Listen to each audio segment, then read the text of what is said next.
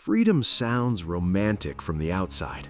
From the inside, it's terrifying. No boss, no paycheck on a fixed date, no one to blame when things go wrong. Just you. Every win is yours. Every mistake, too. Some mornings he missed the old structure, missed knowing exactly what was expected, missed the illusion of safety. But he remembered something clearly. That safety had an expiration date. There were weeks when work slowed down again. Not failure, just quiet. And quiet has a way of messing with your head. He caught himself refreshing inboxes, checking numbers too often, measuring his worth by activity. That's when discipline mattered more than motivation. He kept the routine even when results dipped. Same wake-up time, same hours, same standards. Not because he felt inspired, because consistency doesn't care how you feel. One day, a younger version of him showed up. Not literally, in an email. A stranger wrote, "I just got fired. Twice. I feel lost. I don't know if I'm built for this world." He stared at the message. It felt like reading his own past. He replied slowly, carefully. "I don't know if you're built for the world, but I know the world isn't built for everyone. Sometimes that's a gift." After hitting send, he sat back. For the first time, his pain felt useful. Success didn't make him louder, it made him calmer. He stopped explaining his choices, stopped arguing with doubt. Not because doubt disappeared, but because it no longer had authority. He trusted his process more than opinions. Then came a moment he never expected. An offer. Not from desperation, from position. A company wanted him, on his terms, flexible, respectful, fair. Years ago, he would have jumped. This time, he paused. He asked himself a hard question. Am I running towards something or away from fear? The answer was clear. He said no, and slept better that night than he had in years. Here's the truth that closes the circle. Being fired 3 times didn't mean he was failing at life. It meant life was removing him from places that would have kept him small. Some doors don't open because they're not meant to. They're meant to force you to build your own. If you're in that season right now, rejected, confused, tired, don't rush to escape it. This phase is shaping you, teaching you resilience, clarity, self-trust. One day you'll look back and realize something quietly powerful. The worst moments weren't detours, they were training. And the version of you who survives this, that version can't be fired, ever. Then came a moment he never expected. An offer. Not from desperation, from position. A company wanted him, on his terms, flexible, respectful, fair. Years ago, he would have jumped. This time, he paused. He asked himself a hard question. Am I running towards something or away from fear? The answer was clear. He said no, and slept better that night than he had in years. Here's the truth that closes the circle. Being fired 3 times didn't mean he was failing at life. It meant life was removing him from places that would have kept him small. Some doors don't open because they're not meant to. They're meant to force you to build your own. If you're in that season right now, rejected, confused, tired, don't rush to escape it. This phase is shaping you, teaching you resilience, clarity, self-trust. One day you'll look back and realize something quietly powerful. The worst moments weren't detours, they were training. And the version of you who survives this, that version can't be fired, ever. There was one last test he didn't expect. Success has a way of doing that. Just when you think you're steady, life checks if you actually learned anything, or if you just got lucky. A major project fell apart overnight. Not slowly, instantly. A deal he counted on collapsed. No warning, no backup. The old panic tried to rush in, that familiar heat in the chest, that voice saying, "Here we go again."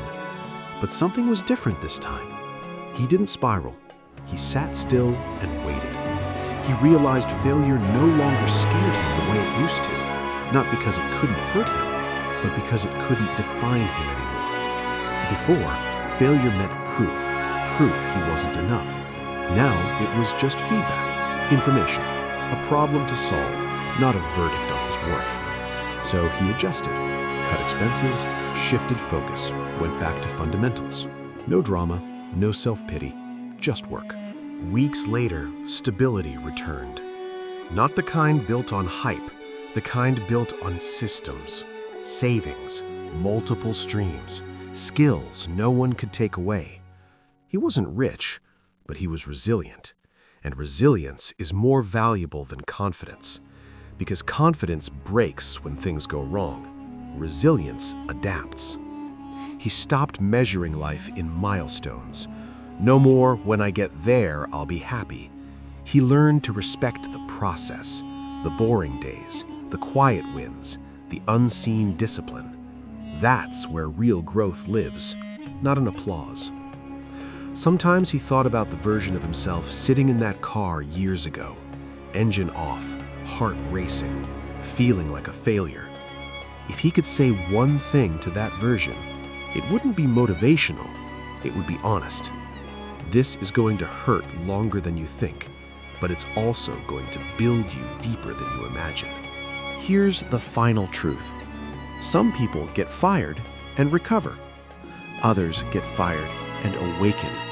They stop asking for permission, stop waiting to be chosen, stop trying to fit into spaces that don't value them. They build leverage, they build skill, they build self-respect. And one day, without realizing when it happened, they cross a line from disposable to undeniable. If life has knocked you down more than once, hear this clearly. You're not broken. You're being tested for independence, for strength, for ownership of your own path. The world fires people every day, but the ones who learn from it, they don't just come back. They come back unreplaceable. The strange thing about becoming unreplaceable is this. No one announces it to you. There's no ceremony, no moment where the sky opens up and confirms you made it. It shows up quietly in how you respond when things go wrong, in how little you need approval, in how calm you stay when chaos hits. That's how he knew. One morning, he woke up before the alarm, not from anxiety, not from fear, from clarity. The room was quiet, coffee brewing, sunlight cutting through the blinds.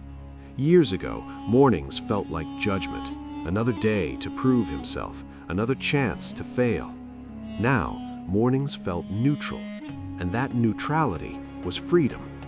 He worked that day like he always did, focused, patient, detached, not desperate for outcomes, not attached to praise, just present. And that's when it hit him. He was no longer chasing security. He was the security. People often misunderstand this part. They think success means never feeling doubt again. That's a lie. Doubt still visited him, but it no longer lived there. It knocked, he acknowledged it, then he kept moving. Because confidence didn't come from winning anymore. It came from survival, from knowing he'd already lived through his worst fears, and lived. He remembered every firing clearly. The rooms, the tone, the fake sympathy. Back then, those moments felt like endings. Now, they felt like exits he was grateful for. If he had stayed, he would have learned how to comply, how to stay small, how to wait for permission. Instead, he learned how to stand alone. Not everyone understood his journey. Some still saw him as the guy who couldn't keep a job. Others assumed he got lucky.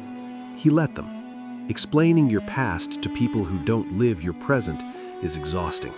He chose peace over proving. One night, he walked past a glass building downtown. bright offices, late workers, familiar sight. For a second, he imagined an alternate life. Same badge, same meetings, same quiet frustration, same ceiling. Then the feeling passed, because he realized something powerful. That version of him would have never known his real strength. Comfort would have kept him blind. Here's what failure taught him that success never could. That self-worth can't come from titles. That stability built on someone else's approval is fragile. That being chosen is less important than choosing yourself. He learned that progress isn't loud, it's consistent, invisible, relentless. If you're listening to this story right now, here's what matters. Not his outcome, yours. Maybe you've been fired once, twice, 3 times. Maybe you're still in the parking lot moment, engine off, heart racing, feeling ashamed. Listen carefully. That moment is not proof you're weak. It's proof you've outgrown a space that can't hold you. This path won't reward you quickly. It won't validate you early. You'll work in silence. You'll doubt yourself. You'll wonder if you're wasting time. That's normal. That's the cost of independence. But if you stay, if you build skills instead of excuses, if you choose discipline over motivation, if you let rejection sharpen you instead of shrink you, something changes. One day, fear stops controlling your decisions. One day, you stop asking to be chosen. One day, you realize you don't need permission anymore. He wasn't fired 3 times because he was broken. He was fired because he wasn't meant to belong. And that difference changes everything. Belonging makes you dependent. Building makes you free. This is the lesson most people learn too late. Job security is an illusion. Approval is rented. Titles expire. But self-trust, that compounds. And once you have it, no company can take it. No rejection can erase it. No failure can define you.